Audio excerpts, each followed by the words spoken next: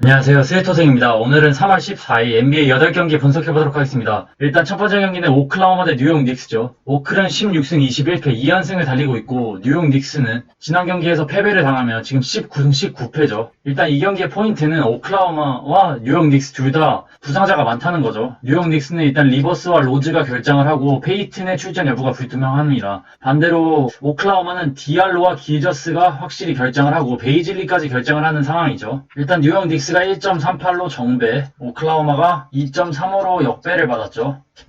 득점력만 놓고 보면 비슷하긴 하지만 확실히 수비에서는 뉴욕 닉스가 한 수 위고 디알로와 기저스, 그러니까 기저스가 안 나오는 게 오클라호마는 조금 크죠. 기저스가 안 나온다는 게 지난 경기에서도 30득점 이상씩을 뽑아줬던 선수이기 때문에 공격 1옵션, 거의 공격 2옵션 2명이 빠진 오클라호마라면 충분히 뉴욕 닉스가 승리를 가져가지 않을까 싶네요. 랜드를 내세워서 골밑에서도 잘해주고 최근 RJ 바렛의 활약도 나쁘지 않기 때문에 뉴욕 닉스가 일반승을 가져가지 않을까 싶은데 핸디는 조금은 위험할 수도 있지만 그래도 저라면 뉴욕 닉스 일반승 쪽 그리고 뉴욕 닉스 핸디승이 낫지 않을까 싶네요. 그리고 언오버는 지금 기준점이 213.5인데 언오버는 오버가 낫지 않을까 싶네요. 그 다음 경기는 브루클린 대 디트로이트입니다. 일단 브루클린이 25승 13패 3연승을 달리고 있죠. 지난 보스턴과의 경기에서 121대 109로 승리를 거두면서 지금 좋은 분위기를 이어가고 있는 브루클린입니다. 반면 디트로이트는 연패에 빠졌죠. 지난 샬럿과의 경기에서 105대 102로 패배를 했는데 일단 이번 경기도 듀란트가 나오지 않고 그리핀이 결정을 하고 루아우까지 나오지 않을 가능성이 있는 브루클린입니다. 그런데도 확실히 브루클린의 득점력만큼은 디트로이트를 압도하고 디트로이트에는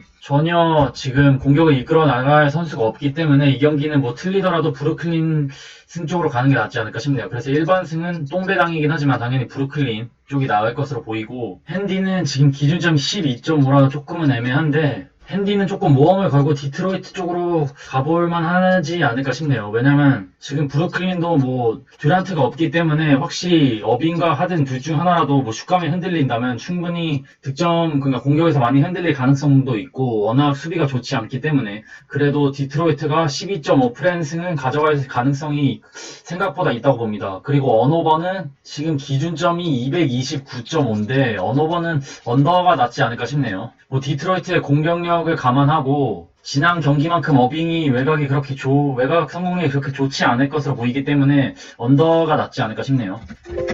그 다음 경기는 워싱턴 대 미러키입니다. 일단 워싱턴은 2연패에 빠졌죠. 오늘 필라와의 경기에서 127대 101로 패배를 당했죠. 반면 미러키는 2연승을 달리고 있고 뉴욕 닉스를 상대로 대승을 거둔 상황입니다. 일단 미러키가 1.08, 워싱턴이 4.47인데 당연히 득점, 실점 모두에서 미러키가 앞서고 리바운드에서도 압도하고 있고 외곽도 모두 미러키가 압도하고 있죠. 그래서 전력만 놓고 보면 당연히 미러키가 이기는 게 당연하죠. 하지만 1.08이라는 똥배당을 받았기 때문에 아무도 안 갈 것으로 보이고 지금 핸디가 관건이죠. 핸디가 지금 11.5인데 저라면 조금 모험을 걸고 워싱턴은 핸디 승 쪽으로 가보는 게 낫지 않을까 싶네요. 백투백이긴 하지만 2연속 홈경기로 그렇게 많이 힘든 상황은 아니고 웨스트브룩과 브래들리 빌이 지난 경기에서 그렇게 많이 뛰지 않았기 때문에 충분히 가드진에서 미러키를 상대로 잘해주지 않을까 싶고 올 시즌 그리고 최근 올스타 브레이크 이전에도 그랬듯이 미러키의 원정 경기력이 그렇게 좋지 않았기 때문에 워싱턴 프랜승 쪽으로 모험을 걸어보는 게 낫지 않을까 싶네요. 그리고 언오버는 240.5로 조금 높은 편인데 언오버는 언더가 나을 것으로 보입니다. 그 다음 경기는 샬럿 대 토론토입니다. 일단 샬럿은 18승 18패 2연승을 달리고 있고 토론토는 지금 3연패에 빠졌죠. 그러니까 지난 애틀란타와의 경기에서 121대 120으로 거의 다 잡은 경기를 패배하면서 분위기가 그렇게 좋진 않죠. 일단 토론토는 현재 아누노비, 시아캄, 벤블리트가 코로나 이슈로 인해서 이번 경기도 결장하기 때문에 사실상 라우리와 딱히 뭔가를 해결해 줄 수 있는 선수가 거의 없죠. 반면 샬럿은 지난 경기에서 디트를 상대로 겨우 이기긴 했지만 로지어, 라멜로 볼, 헤이워드, PJ 워싱턴 등 공격력 그리고 득점을 충분히 뽑아내줄 수 있는 자원이 있고 그레이엄까지 복귀한 상황이기 때문에 저라면 이번 경기는 샬럿 승 쪽으로 갈 것으로 보입니다.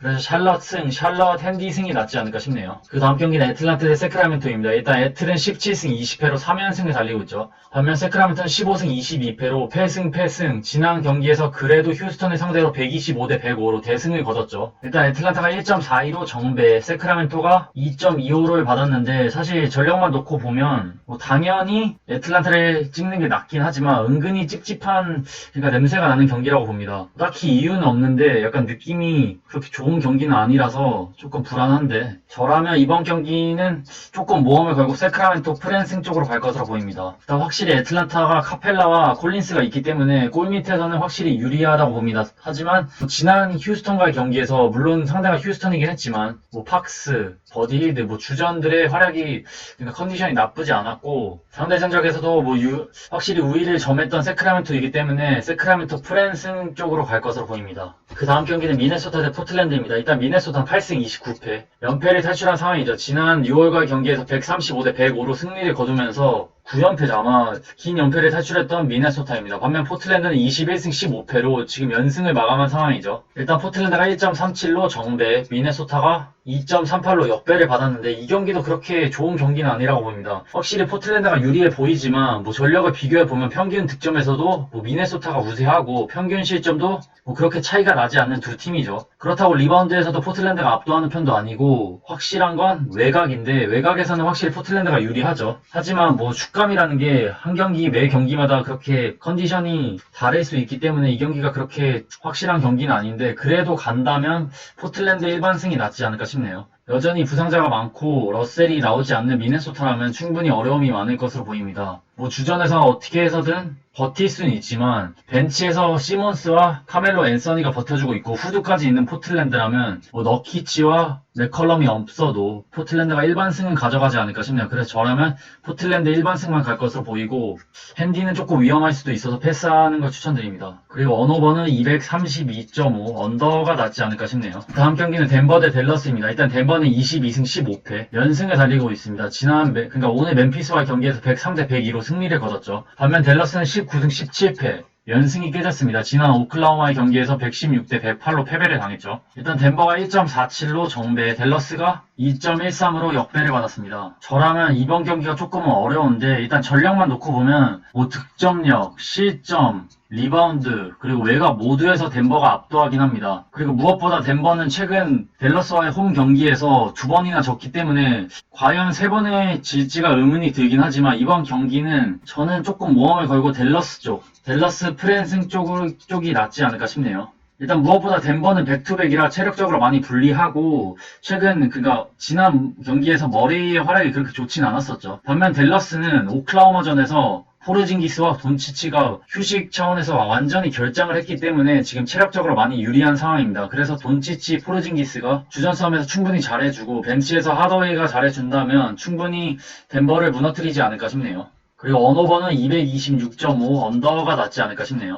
그 다음 경기는 피닉스 대 인디애나입니다. 일단 피닉스는 25승 11패 연승을 달리고 있죠. 지난 포트과의 경기에서도 승리, 반면 인디애나는 2연패에 빠졌고 오늘 레이커스와의 경기에서 105대 100으로 패배를 당했죠. 뭐 중반까지만 해도 리드를 잡았지만 후반으로 갈수록 사보니스와 브로거던의 부담감이 커지면서 역전패를 당했죠. 일단 이 경기의 포인트는 피닉스는 워낙 잘 나가는 팀이고 최근 득점력도 득점력이지만 수비도 매우 좋죠. 하지만 이번 경기에 변수가 있다면 피닉스의 데빈 부커의 출전 여부가 불투명하다는 것이고 인디애나는 백투백이죠. 일단 저라면 이번 경기는 데빈 부커가 나온다면 일단 피닉스 일반승이 나아 보이고 데빈 부커의 출전 여부와 상관없이 핸디는 지금 6.5라 인디애나 쪽이 낫지 않을까 싶네요. 최근 브로그던의 활약이 나쁘지 않고 사보니스도 지금 컨디션이 괜찮죠. 그래서 마일스 터너 그리고 홀리데이가 조금만 살아나준다면 충분히 프랜승은 가져가지 않을까 싶네요. 거기다가 르버트가 조만간 복귀할 것으로 보이기 때문에 팀 분위기가 조금씩 올라오고 있기 때문에 일반은 피닉스,